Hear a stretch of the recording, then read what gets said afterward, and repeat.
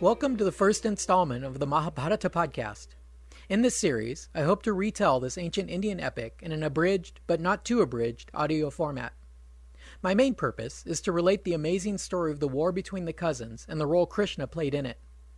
I will not be reading directly from a translation. Instead, I will be retelling it in my own words and interspersing some of my own questions and observations. I will be drawing from a handful of translations and will occasionally read some direct quotes to give you a feeling for the language. But before we get started with the story, I should first briefly explain what this story is and how it fits in Indian history, culture, and religion. Allow me to introduce the Mahabharata.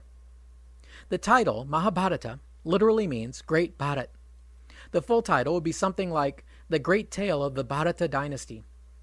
King Bharat is a semi-historical figure that is mentioned in other ancient histories and religious books, and renowned for having been the first to rule over all of India.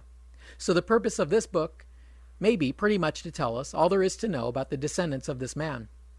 Philosophically, the book is mainly about Dharma, or an exploration of what one's highest duty and responsibilities are in a complex world. Religiously, you might call it a Krishna Bible. It tells us about the things Krishna did during his life, and includes the sublime Bhagavad Gita. In modern India, all classes of people are familiar with the basic storyline. There's a great variety of presentations of the story, ranging from traditional plays to TV adaptations to Bollywood films. Parents quite often name their children after Arjun, the most famous warrior of the story. The story also made its way to Indonesia over 1,000 years ago, and despite the general conversion to Islam on the main islands, the Mahabharata and the Ramayana were just too good to give up for the sake of religion. So even today, Muslim, Christian, and Hindu Indonesians all enjoy watching shadow puppet plays about stories from the Mahabharata. The opening music to this podcast, called Gender Wayang, is played as background music to these shadow plays. The Mahabharata is quite ancient, with parts of it being dated over 3,000 years old. The book we have today is also enormous, by far the largest of the ancient epics. At about 1.8 million words, it is 10 times bigger than the Iliad and Odyssey combined. Scholars tell us that it acquired its present girth over time.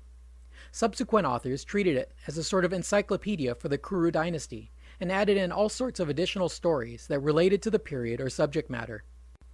The result is a massive and meandering tale that is sometimes repetitive and contradictory, and at times confusing. But despite these editorial drawbacks, I find the story to be fascinating and gripping in a way that no other ancient text can match. Tradition holds that the book was composed by the sage Vyasa, who also happens to be one of the main characters in the story. Being a highly accomplished ascetic, he is nearly immortal, and so he lived to tell his students the story he lived through, who in turn passed it on to us. The setting for this book takes place during the same period as the Vedas were composed. In fact, it is the Pandava's granduncle who tradition states compiled the Vedas. So the story of the Great War possibly occurred just 2 or 3 generations after the founding of the Hindu religious tradition. To put this in contrast, tradition holds the epic Ramayana to have taken place many millennia earlier, before the Vedic period.